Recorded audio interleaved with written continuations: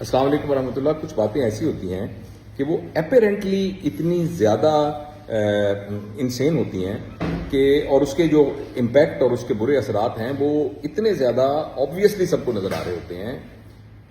اسی طرح کی ایک بات ہے انٹرنیٹ کا سلو ہونا پاکستان کے اندر. دیکھیں اس وقت پوری دنیا کی اکانومی جو ہے وہ انٹرنیٹ کے ساتھ جڑی ہوئی ہے، اور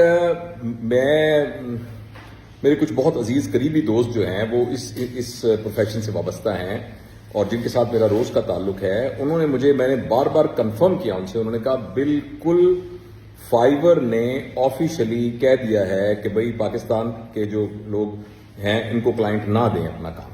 اور یہ کوئی معمولی بات نہیں ہے، یہ بالکل معمولی بات نہیں ہے.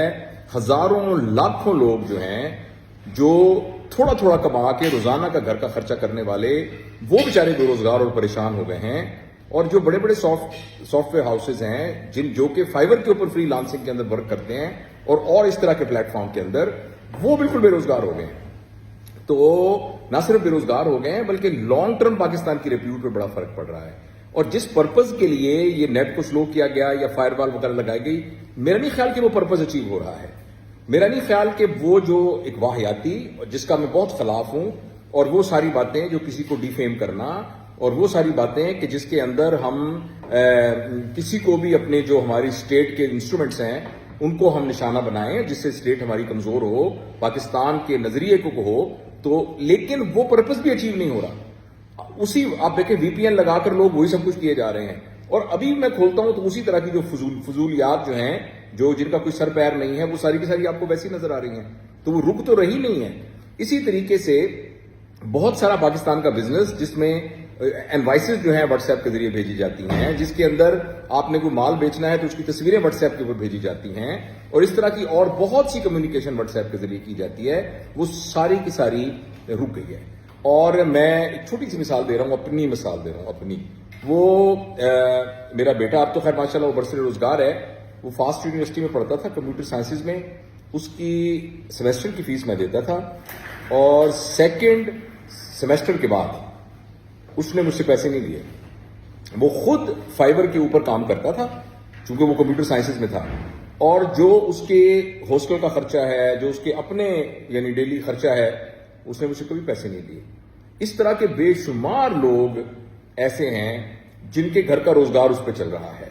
اور یہ تو وہ ہیں جو ایپرنٹ نظر آ رہے ہیں، لیکن چھوٹے چھوٹے یہ لوگ جو لوگوں کے گھروں میں کام سپلائی کر رہے ہیں، جن کو نیٹ کے اوپر آرڈر ملتے ہیں، وہ واٹس ایپ کے اوپر آرڈر جاتے ہیں. تو مہربانی کی جائے اور اس بات کو سمجھا جائے، ہم سب جو ہیں وہ اپنے اداروں کے ساتھ ہیں. ہم میں سے کون ہوگا جو چاہے گا کہ پاکستان کے جو عظیم ادارے ہیں ان اداروں کی کوئی ان کی طرف میلی آنکھ سے بھی دیکھے. کسی بھی ادارے کا کمزور ہونا پاکستان کا کمزور ہونا ہے. پاکستان کے لیے ہم سب کی جان بھی حاضر ہے، اور یہ بات صرف رسمی بات نہیں ہے، لوگوں نے جانے دے کے دکھایا ہے.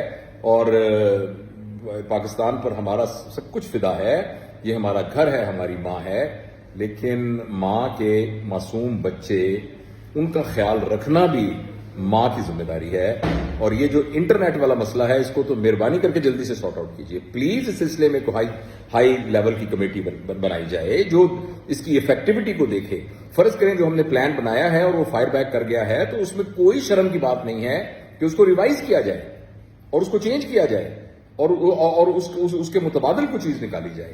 تو بالکل ہی ایک وہ جو پوری دنیا جو ہے جس طرف آگے کی طرف جا رہی ہے، ہم جو ہے وہ منہ پرلی طرف کر کے تیزی سے بھاگ رہے ہیں اور یہ سمجھ رہے ہیں کہ ہم منزل کے قریب جا رہے ہیں. ہم الٹا پیچھے کی طرف جا رہے ہیں. تو بھائی یہ ایک مذاق بن گیا ہے. پاکستان کی پوری ایک ریپیوٹ جو ہے اس سے متاثر ہو رہی ہے اور لانگ ٹرم متاثر ہو رہی ہے. تو اب اس پر کچھ کیا جائے پلیز، کچھ کیا جائے پلیز.